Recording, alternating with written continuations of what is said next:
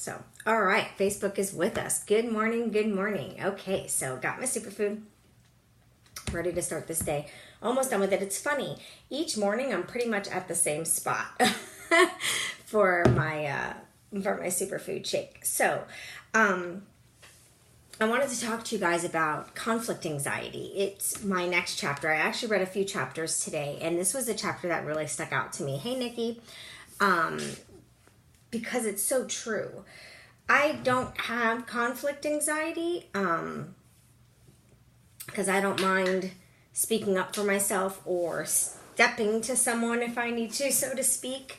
I guess that's the little Italian firework in me that allows me to be comfortable with that conflict, but I do know many that have it. I know my mom does not like conflict. I know she has conflict anxiety and stuff like that. So I totally understood this chapter. My best friend Amy is the same way. She does not like the conflict, so she has conflict anxiety. But basically what conflict anxiety is, for those that don't have it, or if you're unsure if you do have it, if you are one where somebody asks you to do something for them, right? Like, hey, so-and-so, can you drive me here tomorrow? And you're like, no, sorry, I can't. And immediately they're like, what? You can't take me? And they start going crazy. And then you're like, okay, I'll take you. And you give in. I do that sometimes, but not really because of the anxiety of conflict. It's just because I don't want to deal. So this was a good chapter for me to read. But that's how you know if you have conflict anxiety. If you're someone that you will automatically give in because you don't want to deal or you don't want to have the argument or anything like that. So that's how you know if you have that. And if you do, there was a couple steps here in the book that I wanted to share with you guys that helps you get over that conflict anxiety. So, there's small, simple little things that you can do to overcome that fear, because conflict anxiety is, in fact, a fear. So one thing you could do is you can recognize harmony isn't always possible, meaning there's going to be conflict regardless, no matter what, no matter with whom. So it's not always going to be rainbows and butterflies, and harmony isn't always going to be around. So that's something that you have to get your mind wrapped around now, or people are going to totally take advantage of you because they're going to know that you don't like conflict. So they're just going to continue doing the same thing because they know you're going to say yes because you don't like the conflict. The second thing is you need to remind yourself that conflict isn't necessarily bad. It's the expression of contradictory views, because in all honesty, God made us all different. So, not everybody has the same mindset. Not everybody has the same views. So you need to remind yourself of that. Like, okay, it's a healthy discussion. It's okay if people don't agree. They're not always going to agree. And don't stoop to their level just because, they're yelling and screaming that you feel you need to yell and scream. Just speak your mind, state your case, and that's it. Because how they react to conflict, calm demeanor or angry, that's just on them. That's their problem.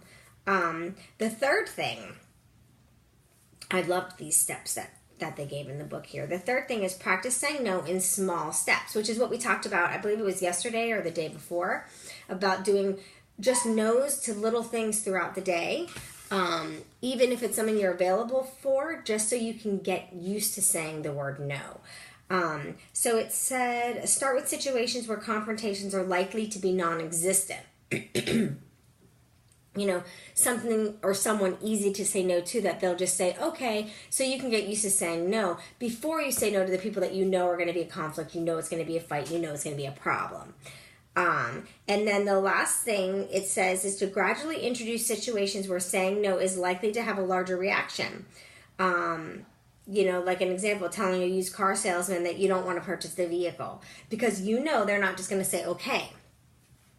They're going to come back with trying to convince you, trying to talk you into it, and things like that. So, but starting in a low risk situation is going to build your tolerance for that conflict, because you're going to be saying no. It's not going to be as difficult. Then you're going to say no to someone that's going to be a hard situation, and it's going to be a little bit easier of a pill to swallow, so to speak. And you just got to keep repeating that use of no and repeating the use of no. So I'm going to give you the same call to action I gave you yesterday. And I want you to use the word no today. Even if it's something simple of somebody saying, hey, can you help me out with this work project? No, sorry, I can't. Even if you really can. This is something for you. It's not to be mean to them and just say no just because you are available. This is something for you to help teach you that the word no is not a negative. The word no is not a hard thing to do. So you've got to say no to the people right now, even if you are available, just so you can get used to doing it. So I'm going to practice what I preach today. If people are message me or ask me for any help that isn't something that I'm already doing in my day, I'm going to utilize the word no, and I'm going to practice using that word no, even if I am available, just to help me with that one word. So I hope you guys try the same thing. It was a short and sweet message today. I hope you have a wonderful, wonderful Tuesday. I'm going to finish enjoying this, getting my son ready for school, and then I got to keep my butt home all day for the inspectors to come for the hurricane doors that were installed last week. So I hope you guys have a terrific Tuesday, and I will touch base with you later. Make sure you check back to see some moves for my workout. Bye.